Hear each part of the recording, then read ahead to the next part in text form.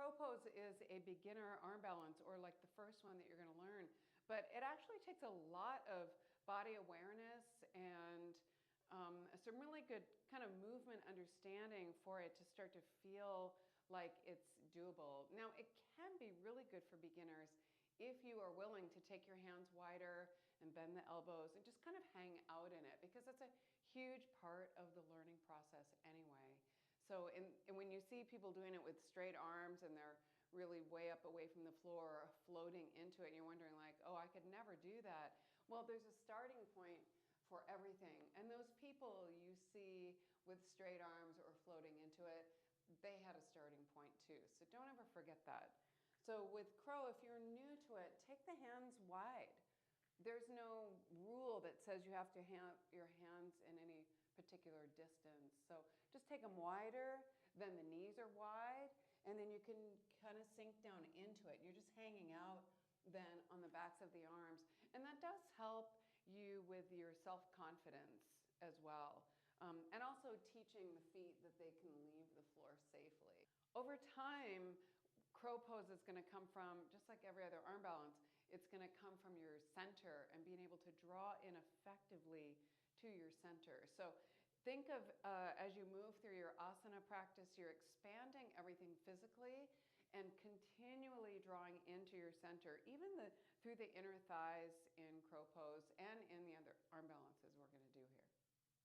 So even in crow pose, learning how to draw into your center is about an inch or so below the navel. So everything's drawing into that deep core area that you have. So in order to keep the hips nice and high, you want to lock in that lifting in the low belly. And that's what's going to get your arms straight, not suddenly being able to just straighten the arms. Your arms will straighten because your hips are so high. So let's just do this little drill here together. Put your hands down just shoulder width apart. Lift way up onto the toes. Now the higher you lift, if you're only lifting this high, you have to bend the elbows for your knees and the back of your arm to meet.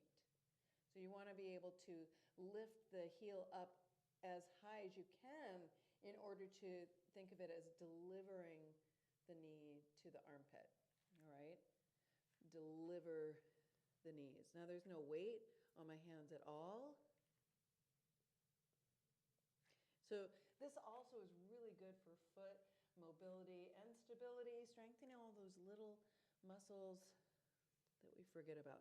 So you're really just delivering the knees to the armpits, and there's no weight on the arms. This is a great way to teach the body how to lift and hold everything up nice and high without any stress. You might start to feel this in your thighs or in your core, and that's perfect. Then that's why you would want to keep doing it. So in this position, let's just go ahead and lift one foot up, and you'll feel instantly that the responsibility shifts right into the belly, and that's where we want it. When we start lifting one foot up at a time, even if the arms are a little wider and the elbows are a little bit bent, that's fine. Then you want to start to pull into your center and also add the inner thighs into it. Start pulling the inner thighs toward each other as well.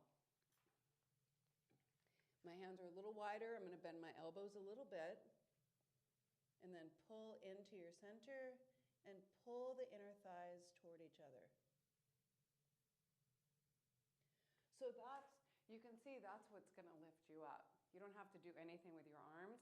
Just by pulling into my center, everything starts to get a little bit higher, right? Have fun, keep practicing.